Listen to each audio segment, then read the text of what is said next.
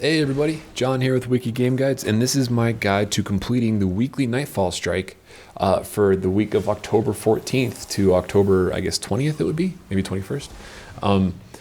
Solo. So for the first, this video is going to cut out a lot of the stuff in the middle of it that's very easy to do and just show you exactly where to go. So for the 3 mesh layers, just go over to this area right here. For this week we have Void Burn on and melee. Enemies do extra melee damage.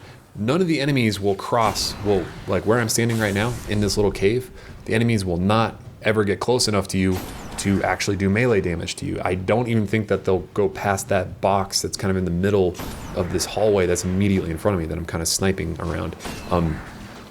Have your best sniper rifle out for this mission. If you have Icebreaker, you are set. You're gonna fly through this Nightfall challenge with 0 problems.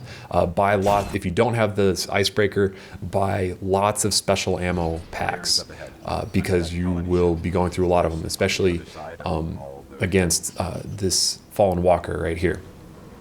So for the Fallen Walker part, the second half of this fight, or the second third of the Nightfall strike, go to this back platform right here and just snipe between these 2 solar panels. Snipe or hit them with a scout rifle. The scout rifle and the sniper rifle both get an enormous damage boost when you do enough damage to one of the legs. So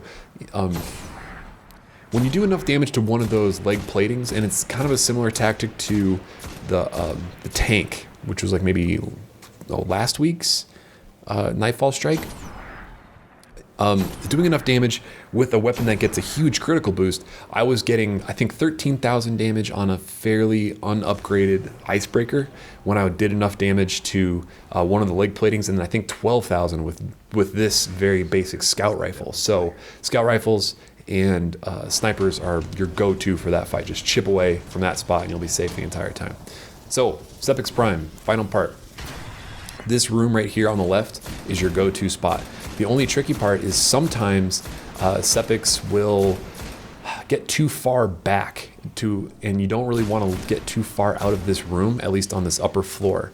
So for this first wave, just kill the half a dozen guys that were praying to him.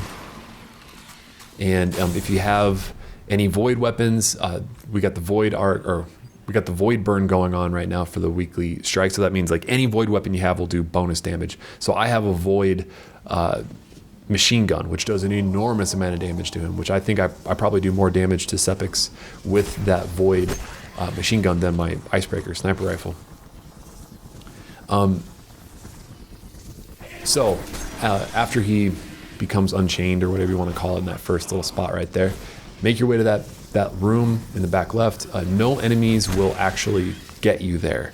No enemies will come into this room. The only problem is that if you stay in this room, you don't have to worry about getting charged by people.